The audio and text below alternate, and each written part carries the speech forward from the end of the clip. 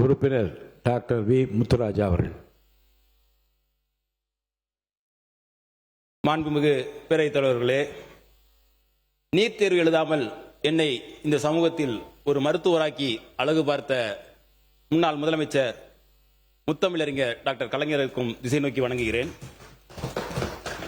15 ஆண்டு காலம் ஒரு ராயவரம் கடியாப்பட்டி என்ற குக்கிராமத்தில் அரசு மருத்துவராக, வட்டார மருத்துவ அலுவலராக பணியாற்றி விருப்ப ஓய்வு கொடுத்து மீண்டும் எனக்கு 2 முறை வாய்ப்பு கொடுத்து எனது 2வது முறையாக சட்டமன்ற உறுப்பினராக்கிய முன்னாள் முதலமைச்சர் மாண்புமிகு கழகத் தலைவர் தளபதி அவர்களை வணங்குகிறேன்.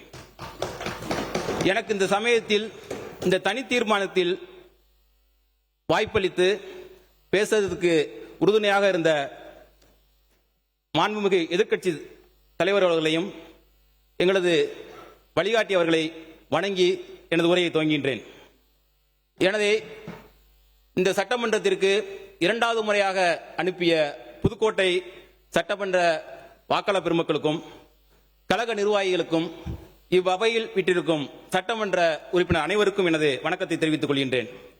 மாண்புமிகு பேரவைத் தலைவர்களே, நீட் தேர்வினை, நீட் விலக்கினை வலியுறுத்தி இந்த அரசு கொண்டு வருகின்ற தீர்மானத்தை எங்களுடைய கழகத் தலைவர் அவர்கள் மற்றும் சட்டமன்ற எதிர்க்கட்சி தலைவர் அண்ணன் உதயநிதி ஸ்டாலின் ஆகியோரின் வழிகாட்டுதலின்படி நாங்கள் இதனை ஆதரிக்கின்றோம்.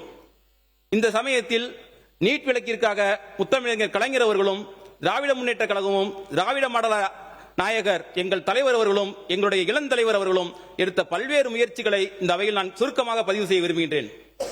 திராவிட முன்னேற்ற கழகத்தை பொறுத்தவரை உயர்கல்விக்கு நீட் உட்பட எந்த நுழைவுத் தேர்வுமே இருக்கக்கூடாது என்பதுதான் எங்களுடைய நிலைப்பாடு. 2006 நீட் தேர்வு வேணும் அப்படிங்கிற ஒரு நிலை வந்தப்ப அதை கடுமையாக எதிர்த்தவர் முத்தமிழறிஞர் கலைஞர் அவர்கள். இன்னும் பெருமையோட சொல்லணும்னா, நீட் தேர்வே இந்தியாவில் முதலை எதிர்த்தது முத்தமிழறிஞர் கலைஞர் அவர்கள். நீட் தேர்வு வந்தா ஏழை எளிய ஒடுக்கப்பட்ட பிற்படுத்தப்பட்ட மாணவர்களுக்கு மருத்துவ கனவு சிதைஞ்சு போய்விடும், அதனால நீட் கூடவே கூடாதுன்னு கலைஞர் அவர்கள் உறுதியா இருந்தாங்க. அதனாலதான் 2006 முதல் 2011 வரையிலான ஆட்சி காலத்தில் நீட் வரவே இல்லை. இன்னும் சொல்ல போனா, முன்னாள் முதலமைச்சர் அம்மையார் ஜெயலலிதா உயிரோடு இருந்தப்போ வரைக்கும் நீட் தேர்வு தமிழ்நாட்டுக்குள்ள வரவே முடியல. 2017 தான் இந்த நீட் தேர்வு தமிழ்நாட்டுக்குள்ள வந்தது. அப்போவே அந்த தேர்வை கடுமையாக எதிர்த்தவர் எங்களுடைய கழகத்தவர் அவர்கள். நீட் தேர்வு வந்த காரணத்தினால 12ஆம் வகுப்பு தேர்வுல 1200க்கு 1176 மார்க் எடுத்தும் அரியலூரை சேர்ந்த தங்கை அனிதாவால நீட் தேர்வுல வெற்றி பெற முடியாம போச்சு. அதனால அவரால் MBBS படிக்க முடியாம போச்சு. அரியலூர் மாவட்டத்தில் குழுமூர் அப்படிங்கிற ஒரு சின்ன கிராமத்தில் பிறந்த அனிதா உச்சநீதிமன்றம் வரை போய் நீட்டுக்காண்டி போராடினாங்க. ஆனா வெற்றி பெற முடியல. அந்த சோகத்துல அனிதா தன்னுடைய உயிரையே மாற்றிக்கிட்டாங்க. தங்கை அனிதாவோட தற்கொலை தான் இந்தியாவிலேயே நீட்டுக்கான முதல் பலி. அதைத் தொடர்ந்து தமிழ்நாட்டில் இன்னைக்கு 26க்கும் அதிகமான மாணவ மாணவிகள் நீட்டால் மரணம் அடைஞ்சிருக்காங்க. அதனாலதான் நீட்டை ஒழிச்சே ஆகணும் அப்படிங்கிற திமுக மிக உறுதியா இருக்காங்க.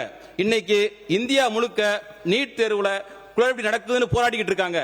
ஆனா 10 வருஷத்துக்கு முன்கூட்டியே நீட் தேர்வே ஒரு குளறுபடி, நீட் தேர்வுங்கிறதே ஒரு ஸ்கேம் அப்படின்னு எங்க தலைவர் சொன்னாங்க. அதோட நாங்க நிக்கல. திமுக ஒரு புறமும் எங்களோட அரசு மறுபுறமும் நீட்டுக்கு எதிராக மக்கள் மன்றம், சட்டமன்றம், நீதிமன்றத்தில் பல்வேறு போராட்டங்கள் நடத்தினோம். 2021 எங்களுடைய தலைவர் தலைமையிலான ஆட்சி அமைஞ்சதுமே 5/6/2021 அன்னைக்கு நீட் பாதிப்புகள் குறித்து ஆராய ஓய்வு பெற்ற நீதியரசர் AK ராஜன் தலைமையில் ஒரு கமிட்டி அமைக்கப்பட்டது. அந்த குழு நீட் தொடர்பாக தமிழ்நாடு முழுவதும் அனைத்து தரப்பு மக்கள், பெற்றோர்கள், மாணவரோட கருத்துக்களை பெற்றது. அதன் அடிப்படையில் 14/7/2021 அன்னைக்கு அன்றைய கழக அரசுக்கு ஒரு அறிக்கையை சமர்ப்பித்தாங்க. அந்த அறிக்கையை வச்சு அன்றைய முதலமைச்சரான எங்களுடைய தலைவர் அவர்கள் தமிழ்நாட்டில் 12ஆம் வகுப்பு மதிப்பெண்ணை வச்சே மருத்துவம், பல் மருத்துவம், இந்திய மருத்துவம், ஹோமியோபதி உள்ளிட்ட படிப்புகளில் சேரலாம் அப்படிங்கறத உறுதி சென்ற வகையில் த Tamil Nadu admission to under graduate medical degree courses bill 2021 இதே பேரவையில் 13/9/2021 அன்னைக்கு கொண்டு வந்தாங்க.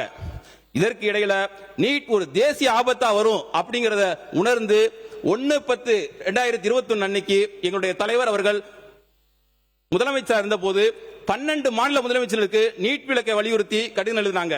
அந்த கடிதத்தில் கல்வி அப்படிங்கிறது நம்ம மாநிலத்தோட உரிமை, ஆகவே நாம் அதை பாதுகாக்கணும். அந்த அடிப்படையில் தமிழ்நாடு அரசு ஒரு சட்டத்தை கொண்டு வர முயற்சி எடுத்திருக்கு. இதுக்கு அந்தந்த மாநிலங்கள் ஆதரவு தரணும் அப்படின்னு சொல்லியிருந்தாங்க. இப்ப அந்த மசோதாக்கு வர்றேன். அந்த மசோதாவை அப்போதைய ஆளுநர் திரு ரவி அவர்கள் 2/2/2022 அன்னைக்கு அரசுக்கே திருப்பி அனுப்பித்தார். ஆனா எங்களது தலைவர் அடுத்த 6 நாட்கள்ல, அதாவது 8/2/2022 அன்னைக்கு உடனடியா சட்டமன்ற சிறப்பு கூட்டத்தை கூட்டி மீண்டும் நீட் விலக்கு மசோதாவை நிறைவேற்றி ஆளுநருக்கு அனுப்பி வச்சார். இந்த மசோதாவை இந்த முறையும் கிடப்பில் போட முடியாது. 2வது தடவை அனுப்பிச்ச மசோதா கிடப்பில் போட முடியாது. ஆகவே 15/3/2022 அன்னைக்கு ஆளுநரை நேரடியாக சந்திச்சு அந்த மசோதாவை உடனடியாக மாண்புமிகு குடியரசுத் தலைவர் அவர்களுக்கு அனுப்புங்க அப்படின்னு எங்க தலைவர் அவர்கள் வலியுறுத்தினாங்க. அதை தொடர்ந்து ஆளுநர் அவர்கள் அந்த மசோதாவை 4/5/2022 அன்னைக்கு மசோதாவை உள்துறை அமைச்சகத்துக்கு அனுப்பிச்சு வச்சாங்க. இதையடுத்து 4/9/2023 அன்னைக்கு உள்துறை அமைச்சகம் அந்த மசோதா தொடர்பா சில விளக்கங்களை கேட்டாங்க. அதற்கான பதிலையும் அன்றைக்கு இருந்த எங்களோட அரசு சார்பில் தெரிவிச்சோம். ஆனா 27/2/2025 அன்னைக்கு குடியரசுத் தலைவர் அவர்கள் அந்த மசோதாவுக்கு ஒப்புதல் தரல. அதாவது பிரசிடென்ட் வித்ஹெல்ட் தி அசெட் என்று தமிழ்நாட்டுக்கு பதில் வந்தது. ஆனா அமைச்சர் சொல்லும் போது பாத்தீங்கன்னா அதை கிடப்புல போட்டிருக்காங்க. அந்த நாங்க அனுப்பிச்ச மசோதாவை கிடப்புல போட்டிருக்கதா அமைச்சர் அவங்க சொன்னாங்க. உடனே அன்றைய முதலமைச்சரான எங்களுடைய தலைவர் அவர்கள் 9/4/2025 அன்று அரசு சார்பில் ஒரு அனைத்து கட்சி கூட்டத்தை கூட்டினார்கள். அந்த அனைத்து கட்சி கூட்டத்தில் எடுக்கப்பட்ட முடிவின் அடிப்படையில் அதை தொடர்ந்து தமிழ்நாடு சட்டமன்றம் ஒருமனதாக நிறைவேற்றி அனுப்பிய நீட் விலக்கு மசோதாவுக்கு ஒப்புதல் அளிக்கணும்னு தமிழ்நாடு அரசு சார்பில் உச்ச நீதிமன்றத்தில் வழக்கு தொடரப்பட்டது. அந்த வழக்கு இப்போதும் இருக்கு. ஆனா கழக அரசு நீட் விலக்குக்காக பண்ண இந்த விஷயங்களை பத்தி எல்லாம் இந்த அரசு கொண்டு வர தீர்மானத்தில் எந்த விவரமுமே இல்லாதது எங்களுக்கு மிகுந்த ஏமாற்றத்தை அளிக்கின்றது. கழக அரசு தொடர்ந்த அந்த வழக்கை இந்த அரசு எப்படி நடத்திக்கிட்டு இருக்கா? அதுக்கு சரியான வழக்கறிஞர்கள் நியமிக்கப்பட்டுள்ளார்களா? இதையெல்லாம் விளக்க வேண்டிய பொறுப்பு இந்த அரசுக்கு இருக்கு. நீட் ஒழிப்புக்காக கழக அரசு மட்டுமல்ல, திமுகவும் பல்வேறு பணிகளை செஞ்சிருக்கு. திமுகவோட இளைஞரணி, மாணவரணி, மருத்துவணி சேர்ந்த ஆகஸ்ட் 2023 ஒரு மாபெரும் உண்ணாவிரத போராட்டத்தை தமிழ்நாடு எங்கும் நடத்தினோம். அன்னைக்கு எங்களுடைய இளந்தலைவர் இன்றைய எதிர்க்கட்சி தலைவராக இருக்கவங்க அமைச்சராக இருந்தாங்க. அமைச்சராக இருந்தால் போராட்டத்தில் கலந்து கொள்ள கூடாது என்ற விதி உண்டு. ஆனாலும் என் அமைச்சர் பதவியை விட நம் மாணவர்களின் கல்விதான் முக்கியம்னு அன்னைக்கு உண்ணாவிரத போரை நடத்தி காட்டியவர் தான் எங்கள் இளந்தலைவர் அவர்கள். அது மட்டுமல்ல, நீட் விலக்கு கேட்டு பைக் பேரணி, நீட் விலக்கு கோரி கையெழுத்து இயக்கம், நீட் ஒழிப்பு கருத்தரங்கம் எல்லாம் எங்க எதிர்க்கட்சி தலைவர்களின் முன்னெடுப்புல கலைஞர் இணைய சார்பில் நடத்தப்பட்டது. இப்படி நீட்டுக்காக தொடர்ச்சியா நாங்க போராடிட்டு இருக்கோம். இனி செல்லும் இடமெல்லாம் செய்தி. தந்தி டிவியின் வாட்ஸ்அப் சேனலை ஃபாலோ பண்ணினா செல்ல இருக்கும் இடமெல்லாம் செய்தி. இதோ QR கோட் இப்பவே ஸ்கேன் பண்ணுங்க, ஃபாலோ பண்ணுங்க.